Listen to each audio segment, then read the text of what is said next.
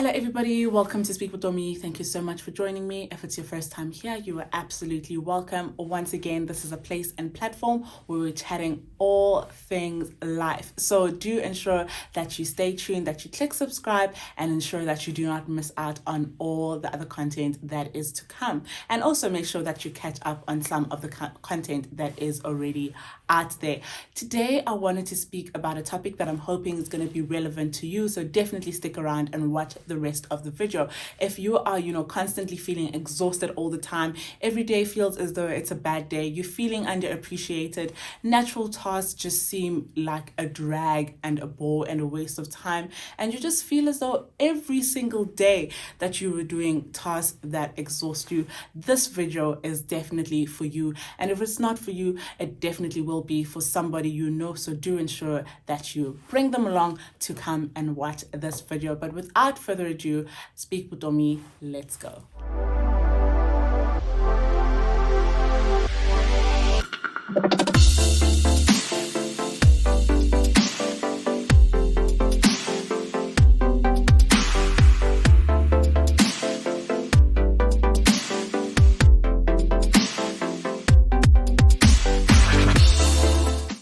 Today, I wanted to chat about burnout. This is something that I've heard a lot of people speak about, and I know a lot of people might not know or understand what it means fully, but don't worry, I've got you. With that being said, though, I do want to remind you that I'm not an expert in any way or form. So if you're going to read more up about burnout, ensure that you check your sources. Also, make sure that you always consult with professional. I do not believe in self-diagnosing, so that is definitely what I'm not telling you to do. But I do think it is better when we are more informed about such topics, because we not only get to manage our own lives better, but we also get to lend a helping hand to somebody else. So in terms of what burnout is a gradual process that doesn't happen overnight. And if you can hear from the term itself, burnout, it speaks to somebody that is constantly exhausted, mentally exhausted, and this is caused by a prolonged stress. This is often linked to somebody's job and occupation or their responsibilities. So yes, this is very different from stress and depression, which I'll definitely cover in one of the videos to come. And I'll also cover what the differences are between burnout and stress. Definitely, stay subscribed, turn on your notification bells, and you'll definitely know when that video is out as well. But in terms of burnout, it leaves one feeling overwhelmed, drained, unable to meet deadlines. It reduces productivity. It leaves you feeling helpless and hopeless. And also it makes you feel that you eventually have nothing left to give. So it's definitely not the best state to be functioning in. And I hope that by the end of this video, you will definitely be helped and able to help somebody in your world. Now, to tackle this topic a little bit more, I've asked Dr. Dina Ruth to come through and to just share on her experience on burnout and how she overcame. Hi everyone, my name is Dina Ruth. I am a qualified medical doctor who has now transitioned into academia, so I'm an academic. And Nkateko asked me to speak about my experience with burnout, what caused it, how I knew it was burnout, and what I did to get better. So we'll start with what caused it. In thinking about this question, I had the generic answers ready. I was like, work, family stresses, studies, and just life stresses in general. And then just on a deeper introspection or more thought on the question, I realized that actually what caused my burnout was a lack of self-awareness and a lack of concrete boundaries for myself and for other people who are in my life. And what that sort of looks like for me is I am an introvert, like a big introvert, who has extrovert tendencies. And during my extrovert tendencies, I tend to give off a lot of energy. And so during my introvert times, I really need a down time. I need to gain my energy. And I was putting myself in places. Since 2019, I've been putting myself in spaces where I'm giving off more energy than I'm gaining in my downtimes. And so aware of that for me was such a big thing. I was like, oh my goodness, that's what caused my burnout, was not being aware of that and not having clear boundaries. For example, if I'm at work and someone said to me, D, can you do this quickly? Not having the ability or the boundary to say, no, I actually have an assignment that I need to do. I mean, I can do what I need to do for work, but I can't help you with your stuff because I have an assignment for my postgraduate diploma or something. So that was what caused it for me, I think, because I believe that work will always be there and family stresses will always be there and studies will always be there, and there'll always be external factors, but internally I think what caused my burnout was a lack of self-awareness and a lack of boundaries. How I knew it was burnout? I googled. I was like, what does Google say? I googled what is burnout. And then I just started ticking off a lot of the things that were on the screen, on the script. Although I'm in the medical fraternity, I think there is a lack of mental health awareness. And I know that the terms, okay, this is burnout, and that this is what constitutes burnout. But I had never applied it to self. And so in trying to find out what it was, I Googled to find out, like, okay, this is how I know it's burnout, because I'm feeling this way, I'm thinking this way about work, about life, about family, about things in general. And what did I do to get better? I think for me, the first steps in getting better, in the process of getting better, I wouldn't say I'm better, but for me was awareness. So just being aware of, like, oh my goodness, that's what's causing it. The second thing is then putting up like clear boundaries, which is very difficult to do. And then the third thing is just accepting where I am. Like, okay, I'm in a process where I'm not really okay, or I'm in a process where I'm getting better and I'm learning to do these things, and being okay with that. So yeah, that's me. Thank you so much, Dr. Dina, for coming through with your insight. I know a lot of us have been helped. And as she has mentioned, she is in the health profession, space. And this is a condition that a lot of people have to actually go through. And it's not only health professionals that are at risk, students are at risk as well, business executives, parents, as well as breadwinners, anybody who feels as though they might be overworked, underappreciated, or also just a lot of pressure is, placed on them to perform well in the work space. So just to recap again, some of the physical symptoms of burnout: there is fatigue, there is lowered immunity. So if you are somebody who is having constant cold, constant flu, I know that the pandemic is going on and COVID is a big scare, but if you know that you're just constantly having flu and colds, maybe it could stem from this. Another symptoms is headaches, as well as muscle pains, change in sleep patterns, as well as change in appetite. A lot of people, depending on, the type of person you are, you might end up, eating a lot more, and some people end up eating a lot less. But yes, those changes in appetite are something to definitely look out for. And then we move on to the emotional symptoms. And this you can, start to maybe be concerned when you realize that there is a lack of motivation. And now I'm speaking about tasks that used to excite you and used to get you motivated in terms of what the end goal might be. You might find yourself not motivated to even begin those tasks. And another symptom is a negative outlook on life. Sometimes we're just hard on people and we think of them as negative, but truth might be is that they are feeling burned out.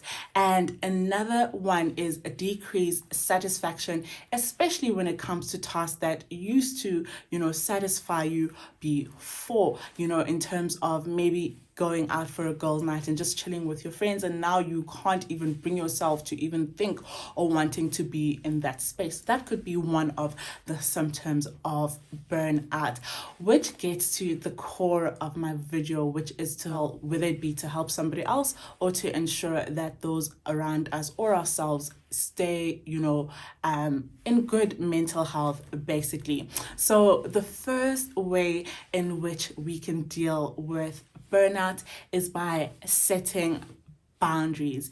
And yes, there's a book that I'm actually reading. I will definitely be doing a review on it, and that video is also coming up soon. So as I mentioned, just make sure that you click on the notification bell. But it is important for you to set clear boundaries. It's okay to say no sometimes. It really is okay to say no. I don't know who is it or what is it in society that makes us feel as though we always need to be saying yes, or that no is a negative response. No is not a negative response. It just means no, and no is a full sentence. So you do not need to constantly be explaining your no. So get comfortable saying no. Start to teach yourself to say no. And remember, you can always say no in love, but don't be apologetic about saying no, especially if you know that your mental health is at stake. Then it's always best to say no. Set those clear boundaries. Another thing is to get enough sleep. I remember in high school, a lot of people, especially during exam time, it seemed as though it was a competition to compete, against each other as who got the least amount of sleep. And I think for a lot of us, we have the very similar type of experience, which I must say is extremely toxic, because as we grow older, that's the type of mentality that we carry along with us, to say that we sometimes think that there's some imaginary trophy for the person who gets the least amount of sleep, and that is not okay. So it is good to get enough sleep. Between 6 to 8 hours of sleep, you need to get sleep. There is no trophy for who is able to stay up the longest. And the bad news is that, if you do not decide that you are going to sleep or to rest, your body will eventually decide that for you. So rather be in power, and statements and, sayings like sleep is for the dead, take that out of your mind, take that out of your vocabulary or the phrases that you use on the daily basis. It really should not be the case. So ensure that, you get enough sleep. And once again, there's no trophy for the person who sleeps the least. However, there definitely are consequences, and you do not want to find burnout being one of those. And another one, which is extremely difficult for people like myself, and this is number 3, this is to ask for help. Asking for help is not an act of weakness. I'm going to say that again. Asking for help is not an act of weakness. In fact, I think we should channel society into thinking that, or not thinking, but rather knowing that asking for help is an act of strength. We were not created to be able to do everything. We were not created to be able to carry everything on our shoulders. We were created in community, for community, and therefore asking for help is not a sign of weakness. People that do it all by themselves, they should not be seen as stronger people. They should probably be seen as different, but we've not been created to be able to do every single thing on our own. So definitely ask for help. I'm speaking especially to new parents. Don't be afraid to ask family members or friends to help around when it comes to your children and so forth, especially if you have a good circle around you. It is not a sign of weakness. When it comes to your studies, students, don't be afraid to ask for help from mentors, from lecturers, and and so forth. Rather than suffer in silence and not be able to accomplish the work, ask for help. In fact, that goes for everybody across the board. Ask for help. It's a sign of strength. And the next thing here, is something that I'm guilty of not doing as frequently as I used to do, but definitely we'll be jumping back on that horse, is ensuring that you get enough exercise. This is number 4. Ensure that you get enough exercise. This helps to curb the physical symptoms of burnout, and this is, the headaches and the muscle tension that one might feel in the body. Exercise helps alleviate those symptoms, so definitely ensure that you get enough exercise in the anxiety video that I spoke about. I mentioned that you do not have to do something very drastic. I'm not saying go to gym and start pumping iron. Of course, if you're really that person, that is okay, but even if it means taking a 30-minute walk every day or 5 times a week, that is sufficient to just ensure that you do get in some sort of exercise. And number 5, you need to eat well, but don't be too rigid. It's okay to reward yourself with some of the foods that you love here and there. You do not need to be depriving yourself, 24/7, 365. Yes, eat well. A balanced diet is good in terms of balancing hormones, ensuring that you get the nutrients that your body needs to perform certain functions. But also, if you're a person who, like myself, really loves chocolate, a chocolate here and there definitely will not hurt. There's no need to be depriving yourself completely, because I think for me, especially when I don't, once in a while, or I just go on a rut where I'm not able to eat a lot of foods that I really love, I eventually feel as though I am, feeling miserable. So yes, you do not want to find yourself in that space where you just feel as though nothing is worth living for because you can't even have your favorite snack. So yes, that's what I'm saying to you. Ensure that you eat well, but don't be too rigid about it. Ensure that you reward your body here and there with some foods that you actually love. And number 6, very, very important, linked to, getting enough sleep. Take some time off. And the reason I'm saying it's linked, but it was necessary for me to mention this as its own point, is because the only time that you rest should not be when you are sleeping. Sleep is very, very important, yes, but it's also important for you to take time off wherein you do things and tasks that you actually enjoy, that are not work related, that are not responsibility related, and tasks that actually focus on you. And another way in which you can take time off would be, if it means you must turn off or switch off from social media or the certain spaces that you just need to take time away from, i.e. your job or your work, you definitely need to do so. And once again, nothing is worth your mental health, so do what you must to ensure that you are in good mental health. And number 7, make sure that you reevaluate your priorities. And what I mean by this is that it is important for you to take time to fit things that you love to do into your schedule. Schedule them in. It's not a matter of if I have time after I've done all the 1,000,001 tasks that are required of me. If I have time left over, then I'll do something that I love. Prioritize, doing something that you love. Don't put it at the end of your schedule, just if I have time, or by the way. That's how you start to, get into a space where you possibly could be burned at.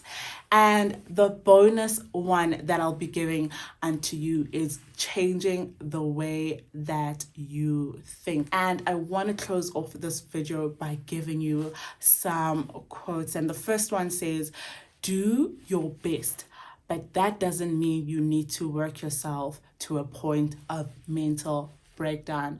Do your best, yes, but it doesn't mean working yourself to a point of a mental breakdown. So change your thinking in terms of what your best looks like. You can give it all you've got, and somebody might think that it's not enough. You just need to block out that voice and tell yourself it's the best that I gave, and so therefore it is enough. And the second quote that I'd like to close off this video using is that even the loveliest shoulders can only bear so much. Even the loveliest, broadest shoulders can only bear so much. So yes, you are human. You are not meant to carry all the mountains on your shoulder. In fact, you are probably not even meant to carry mountains on your shoulders, because God has created you to walk through them. So yes, you are not meant to carry the world on your shoulders, and therefore burnout should not be your portion. I really hope that this video was helpful unto you. I really had so much fun, doing the research on this, and I just hope that we'll be able to be kinder to each other, understanding the season that we're in, understanding some of the things such as burnout that we could be facing on a daily basis. Till the next video, love you lots and have yourself a fantastic day. Mwah.